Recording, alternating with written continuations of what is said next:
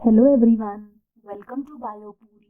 If you like the videos present on my channel, please like, comment, share and subscribe. तो हम continue करते हैं आपका chapter 17 और ये हमारी part 5th and last video है आपके इस चैप्टर की। तो लास्ट में हम पढ़ेंगे आपका regulation of respiration. Previously 4 videos में हमने आपके रेस्पिरेटरी सिस्टम का स्ट्रक्चर पढ़ा, आपका ऑक्सीजन एंड कार्बन डाइऑक्साइड कैसे ट्रांसपोर्ट होते हैं वो पढ़ा। तो अगर आपने ये वीडियोस नहीं देखी है प्रीवियस 4 तो आप इस चैप्टर की प्लेलिस्ट में से देख सकते हैं। तो ये हमारा लास्ट पार्ट है, इसमें हम देखेंगे रेगुलेशन ऑफ रेस्पिरेशन कि आपका इंस्पिरेशन एक्सपिरेशन ये सभी प्रोसेस कौन रेगुलेट करता है आपके ब्रेन में। तो रेगुलेशन ऑफ रेस्पिरेशन में ह्यूमन बॉडी के पास ये एबिलिटी है कि वो आपके रेस्पिरेशन प्रोसेस को रेगुलेट करे और ये करते हैं आपके न्यूरल सिस्टम। तो न्यूरल सिस्टम का मेन पार्ट आपका ब्रेन है जिसे हम थिंकिंग सेंटर आपका कहते हैं। आपने 10th में भी पढ़ा है कि ब्रेन आपका 3 पार्ट में डिवाइडेड है, fore brain, mid brain and hind brain. तो आपका जो हाइंड ब्रेन है वहाँ पे आपका रेस्पिरेटरी रिदम सेंटर प्रेजेंट है। तो हाइंड ब्रेन में आपका रीजन है मेड्यूला ऑब्लोंगेटा। तो मेड्यूला जो रीजन है वो स्पेशलाइज्ड है आपके रेस्पिरेशन को कंट्रोल करने के लिए। तो वहाँ पे जो सेंटर प्रेजेंट है उसका नाम है रेस्पिरेटरी रिदम सेंटर, जो रिस्पॉन्सिबल है आपके रेस्पिरेशन प्रोसेस को रेगुलेट करने के लिए। इसके अलावा आपके हाइंड ब्रेन में ही जो पॉन्स रीजन है वहाँ पे आपका न्यूमोटेक्सिक सेंटर प्रेजेंट है, जो मॉडरेटली रेगुलेट करता है आपके फंक्शन को जो रेस्पिरेटरी रिदम सेंटर कर रहा है। तो आप देखो हाइंड रीजन में 2 जगह प्रेजेंट है, एक हो गया रेस्पिरेटरी रिदम सेंटर जो आपके पूरे रेस्पिरेशन प्रोसेस को रेगुलेट कर रहा है। फिर है आपका न्यूमोटेक्सिक सेंटर जो पॉन्स रीजन में प्रेजेंट है और वो रेगुलेट कर रहा है रेस्पिरेटरी रिदम सेंटर की एक्टिविटी को। तो दोनों ही यहाँ पे एक साथ पैरेलली फंक्शन कर रहे हैं। तो न्यूरल सिग्नल्स आपका न्यूमोटॉक्सिक सेंटर सेंड करता है आपके रेस्पिरेटरी रिदम सेंटर को टू कंट्रोल या टू रिड्यूस इंस्पिरेशन प्रोसेस। ठीक है, तो इसी तरह से जो आपका रेस्पिरेटरी रेट है, इंस्पिरेशन एक्सपिरेशन, इसे कंट्रोल करने की जो सिग्नल है वो आपका न्यूमोटेक्सिक सेंटर भेजता है रेस्पिरेटरी रिदम सेंटर को।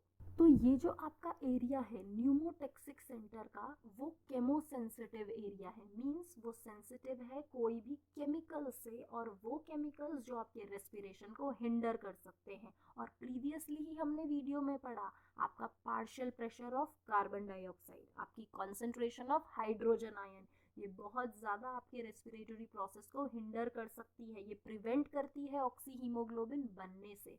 इसीलिए अगर इनकी कॉन्सेंट्रेशन में कुछ भी इम्बैलेंसिंग हुई तो आपका ये केमोसेंसिटिव एरिया न्यूमोटेक्सिक एरिया है, सेंटर है, ये एक्टिवेट हो जाएगा। तो जैसे ही आपकी बॉडी में कार्बन डाइऑक्साइड की कॉन्सेंट्रेशन या हाइड्रोजन आयन की कॉन्सेंट्रेशन बढ़ती है वैसे ही आपका ये सेंटर सिग्नल भेजता है आपके रेस्पिरेटरी रिदम सेंटर को ताकि वो एक्टिवेट हो जाए और आपके रेस्पिरेटरी प्रोसेस में नेसेसरी एडजस्टमेंट करे, बोले कि फास्ट रेस्पिरेशन करो, फास्ट एक्सपिरेशन करो, ज़्यादा गहरी सांस लो, ज़्यादा ऑक्सीजन की हमें ज़रूरत है, ताकि जो एक्सेस कार्बन डाइऑक्साइड है उसे हम एलिमिनेट करें, हाइड्रोजन आयन है उसे हम एलिमिनेट करें। इसके अलावा नेक्स्ट इम्पॉर्टेंट पार्ट प्ले करते हैं आपकी एयोर्टिक आर्क एंड कैरोटिड आर्टरी। तो ये दोनों बहुत ज़्यादा इम्पॉर्टेंट है। तो एयोर्टा से आने वाली है आपकी ये एयोर्टिक आर्क, और ये जो कैरोटिड आर्टरी है इसका मेन फंक्शन है आपके ब्रेन और आई को ऑक्सीजनेटेड ब्लड ट्रांसफर करना। तो और आपका एयोर्टिक आर्क जो है वो अपर बॉडी को, पूरी अपर बॉडी को ऑक्सीजनेटेड ब्लड ट्रांसफर करता है। तो ये जो दोनों एयोर्टिक और कैरोटिड आर्क है इसका डायग्राम आप देखो।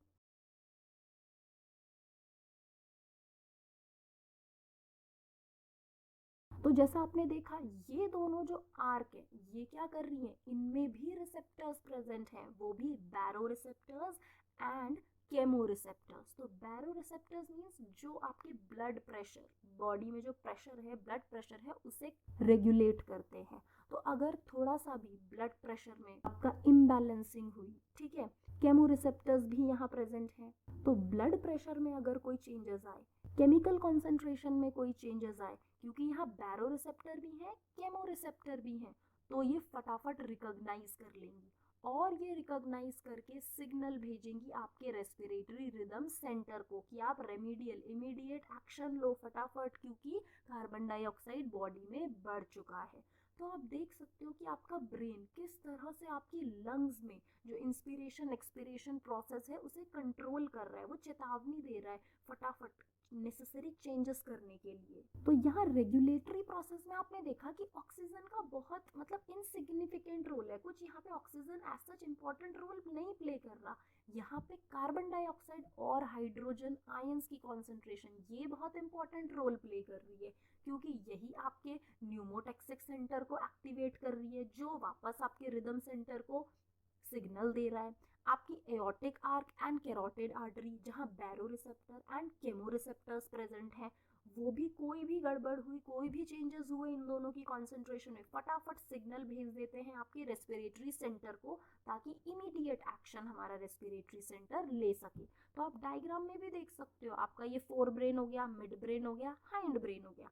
हाइंड ब्रेन में मेड्यूला ऑब्लोंगेटा में आपका रेस्पिरेटरी रिदम सेंटर है और पॉन्स में आपका न्यूमोटैक्सिक सेंटर है। तो इस चैप्टर का लास्ट टॉपिक है आपका डिसऑर्डर्स ऑफ रेस्पिरेटरी सिस्टम। तो कौन से डिसऑर्डर्स हैं जो आपकी रेस्पिरेटरी सिस्टम से जुड़े हुए हैं? First is asthma. तो एज्मा आपकी वो रेस्पिरेटरी डिसऑर्डर है जिसमें डिफिकल्टी होती है ब्रीदिंग में, सांस लेने में दिक्कत होती है। आपने देखा भी होगा जो एस्थमेटिक पेशेंट होते हैं वो आपका एक पंप यूज करते हैं जिससे उनको प्रॉपरली सांस आए। क्यों ऐसा हो रहा है? बिकॉज उनकी जो कंडक्टिंग सिस्टम है, उनका जो कंडक्टिंग पाथवे है, वहाँ इन्फ्लेमेशन हो गई है, उनके ब्रोंकाई एंड ब्रोंक्यूल्स में इन्फ्लेमेशन हो गई। और हमने पढ़ा है कि ये आपका कंडक्टिंग पार्ट है, ये तो एक पैसेज है, एयर जा रही है यहाँ से एल्वेलाई तक। तो आप सोचो यही इन्फ्लेमेशन हो गई तो सांस लेने में एफर्ट लगाना पड़ेगा, बहुत गहरी सांस लेनी पड़ेगी, है ना। तो एस्थमेटिक पेशेंट्स को ये डिफिकल्टी होती है। Next is emphysema. तो एम्फाइसेमा भी एक क्रॉनिक डिसऑर्डर है ना। तो क्रॉनिक डिसऑर्डर इसमें क्या हो रहा है, आपकी जो एल्वेलर वॉल्स है वो डैमेज हो गई। और हमने आपकी पार्ट 3 वीडियो में ही पढ़ा था कि आपकी एल्वेलाई वॉल होती है, बेसमेंट मेम्ब्रेन होती है, एंडोथीलियम ऑफ ब्लड वेजल्स, तो इन तीनों के थ्रू आपका ऑक्सीजन डिफ्यूज होता है। अब सोचो मेम्ब्रेन ही डैमेज हो गई। अब मेम्ब्रेन डैमेज हो गई एल्वेलाई की, और एल्वेलाई ही तो actual site of respiratory gases का एक्सचेंज है, वहीं पे होता है। अब वो वॉल्स डैमेज हो गई हैं तो कैसे ऑक्सीजन डिफ्यूज होगा, कैसे प्रॉपरली सांस ले पाएंगे? तो ये किन में होता है? आपके ऐसे लोग जो सिगरेट स्मोकिंग करते हैं, ठीक है। तो जो लोग स्मोकिंग करते हैं, आपने एक एड भी देखी होगी कि उसमें वो स्पॉन्ज को ऐसे वो प्रेस करते हैं और उसमें पूरा टार निकलता है। तो ये क्या हो गया, ये लंग्स में, आपके एल्वेलाई में, ब्रोंकियल्स इन सब में जमा हो गया। तो वो सरफेस तो ओपन रही नहीं, फ्री रही नहीं ऑक्सीजन को डिफ्यूज करने के लिए, तो रेस्पिरेटरी सरफेस एरिया डिक्रीज हो चुका है, इसीलिए सांस लेने में प्रॉब्लम होगी। Last is occupational respiratory disorder. तो ये स्पेशली होता है इंडस्ट्रीज में, और ऐसी इंडस्ट्रीज में जहाँ पे आपका स्टोन ब्रेकिंग, ग्राइंडिंग, जो पत्थर की घिसाई करते हैं, वहाँ जहाँ काम होता है ना, उन लोगों को ये प्रॉब्लम होती है। तो वहाँ पे जो आपके वर्कर्स हैं वो ये प्रॉब्लम फेस करते हैं, क्योंकि वहाँ पे बहुत ही माइन्यूट डस्ट जो है वो हवा में आता है, और वो जो पत्थर के बहुत माइन्यूट टुकड़े हैं, डस्ट है, वो वही उस डस्ट को इनहेल करते हैं। और इनहेल करते हैं तो क्या होता है, अब आपका जो इंटरनल जो लंग्स, आपका कंडक्टिंग पार्ट के बाद जो रेस्पिरेटरी पार्ट है, वहाँ पे इन्फ्लेमेशन होने लगती है, क्योंकि वो छोटे छोटे पार्टिकल्स इंटरनल वॉल से स्टिक हो जाते हैं, अटैच हो जाते हैं, जिससे प्रॉब्लम खड़ी होती है फाइब्रोसिस की। फाइब्रोसिस क्या है? Proliferation of fibrous tissue. तो लंग्स के अंदर जो फाइब्रस टिश्यू है वो प्रोलिफरेट हो जाते हैं, इन्फ्लेमेशन हो गया पूरा, जिसकी वजह से सीरियस लंग डैमेज हो गया एंड ऑब्वियसली आपको ब्रीदिंग डिफिकल्टी हो रही है। तो इससे बचा जा सकता है। ऑक्यूपेशनल रेस्पिरेटरी डिसऑर्डर से कैसे बच सकते हैं? वर्कर्स प्रोटेक्टिव मास्क पहन के। तो असली में आपका जो ये ऑक्यूपेशनल रेस्पिरेटरी डिसऑर्डर है ORD, ये एक तरह का डिफेंस मैकेनिज्म है, जो क्योंकि वो उन डस्ट पार्टिकल को निकाल तो पाते नहीं है, तो आपकी बॉडी क्या करती है, लंग्स क्या करते हैं, वहाँ के जो फाइब्रस टिश्यूज हैं वो ज़्यादा प्रोलिफरेट होने लगते हैं, तो जिसकी वजह से ये प्रॉब्लम अराइज होती है। If you like the videos, please like, comment, share and subscribe. Thank you for watching the video.